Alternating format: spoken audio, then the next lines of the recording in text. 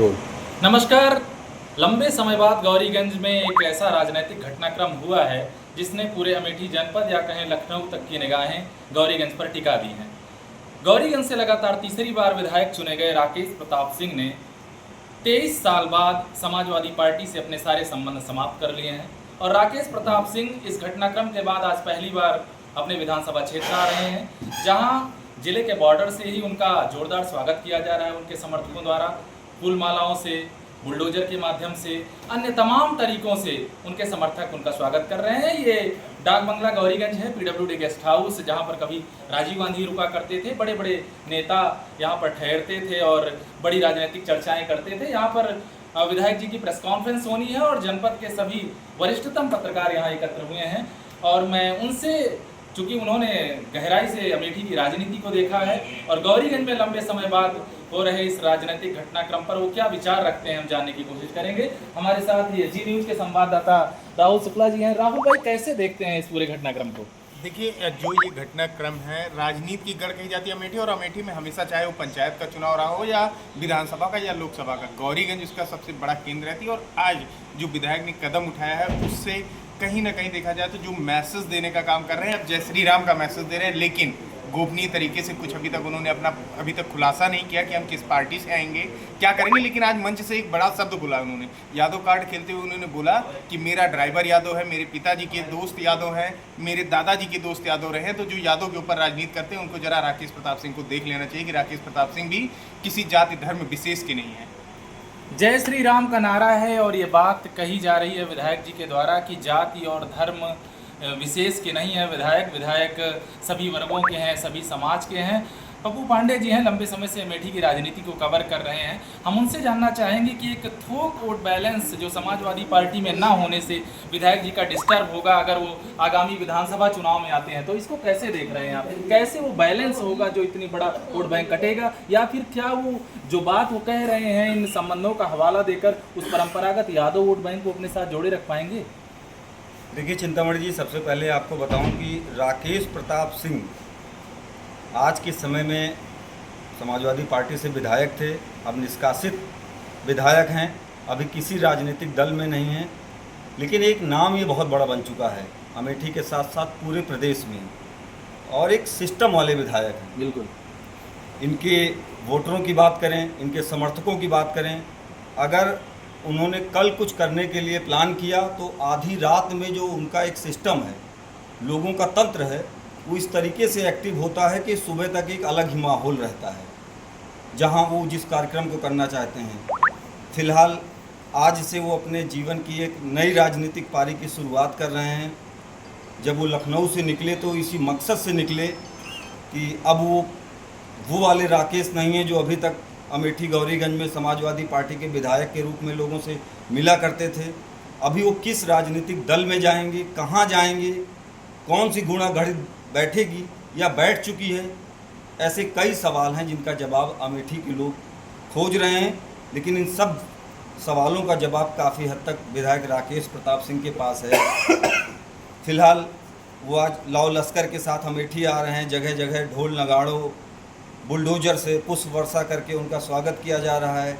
अभी विधायकी पद से वो इस्तीफा कब देंगे, ये भी एक बड़ा सवाल है। अगर इस्तीफा देते हैं तो अमेठी में उपचुनाव की भी स्थिति बनेगी गौरीगंज विधानसभा में, और गौरीगंज विधानसभा में अगर वो सत्ता पक्ष से मैदान में आते हैं जी, तो निश्चित तौर पर कहा जा सकता है कि सत्ता पक्ष उनके साथ भी खड़ा रहेगा। सही है। और कहीं ना कहीं एक बड़ा मैसेज देने की कोशिश की जाएगी इस सीट को लेकर। बिल्कुल। तो अभी तक जहां अमेठी भी वीआईपी रहा करती थी है, अब गौरीगंज विधानसभा एक हॉट सीट होगी। कई अन्य नाम अन्य जनपदों के भी आ रहे हैं।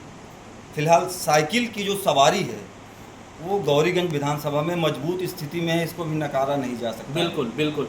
तमाम अनिश्चितताएं हैं, तमाम आशंकाएं हैं, लेकिन साइकिल का जो करियर है वो इस समय साइकिल की जो सीट है वो खाली हो गई है और उस पर बैठने के लिए तमाम लोग लालायित भी हैं। हमारे साथ तिवारी जी हैं, काफ़ी वरिष्ठ पत्रकार हैं। हम जानना चाहेंगे कि किस तरह की आशंकाएं जनता के मन में हैं। आप पब्लिक के बीच में रहते हैं, कवर करते हैं, जो पिछले क्योंकि विधायक जी का मन तो काफ़ी समय से बदल गया था, पिछले 6 महीनों से या साल भर से यूँ कहें, लेकिन औपचारिक निष्कासन उनका अभी हुआ है 23 तारीख को। तो जनता के मन में क्या चल रहा है, क्या वो उसको सकारात्मक रूप से देख रही है या फिर निगेटिविटी है? देखिए मिश्रा जी, ये राकेश भैया तो ज़मीनी नेता हैं और आम जनता के बीच में बहुत अधिक लोकप्रिय हैं। बड़े स्तर पे तो बड़े कुछ लोग विरोध कर रहे हैं या कर रहे होंगे, लेकिन साधारण जनता में बहुत लोकप्रियता में पूरी इनकी मजबूती है और इनको अपार जन समर्थन मिल रहा है। और हमारे तो भाई उसके हिसाब से तो ये बहुत आगे जाएंगे। जनता में लोकप्रियता है और जैसा कि पप्पू भाई ने कहा, अगर मैं उनकी बात को दोहराऊं तो विधायक जी का सिस्टम जो है, तंत्र जो है वो बहुत मजबूत है।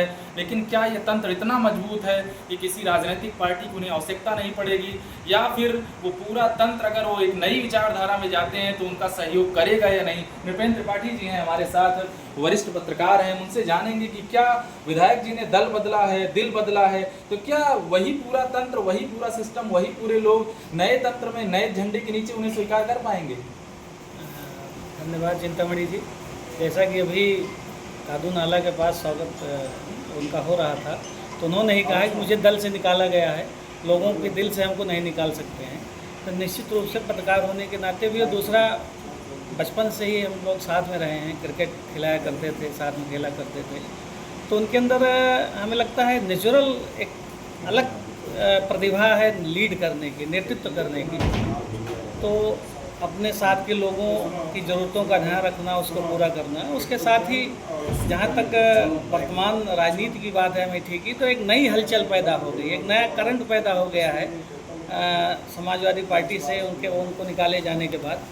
अब ये राजनीतिक हलचल कुछ नया संदेश तो देगी ही, कुछ नए लोगों को जोड़ेंगे, पुराने लोग हटेंगे, कुछ इस तरह की गतिविधियां निश्चित रूप से गौरीगंज में होंगी।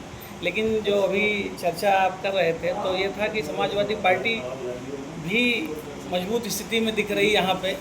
पूर्व में चूँकि विधायक जी ही लगभग 3 बार यहाँ से विधायक रहे हैं, सपा को उन्होंने मजबूत किया है, लेकिन आगे की क्या रणनीति होगी, निश्चित रूप से कुशल रणनीतिकार हैं और जो भी होगा उनके लिए भी बेहतर होगा और गौरीगंज के लिए भी बेहतर होगा।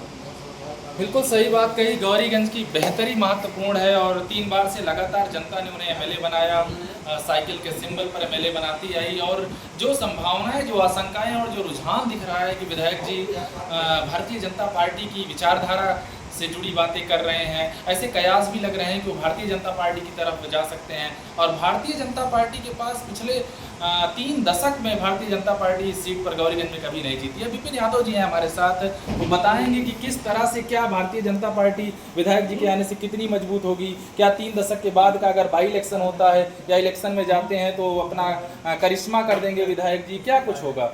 मुझे तो जो लगता है वो बाई इलेक्शन में जाएंगे, बाई इलेक्शन में जाएंगे, बाई इलेक्शन जीतने का प्रयास करेंगे। जीते या ना जीते वो अलग की बात है, लेकिन अगर बाई इलेक्शन हारते भी हैं, जीतते हैं तो उनके लिए प्लस पॉइंट है, क्योंकि फिर जो भाजपा का प्रदेश नेतृत्व है वो ये नहीं कह पाएगा कि हम इनको टिकट नहीं दे सकते हैं। तो एक बार वो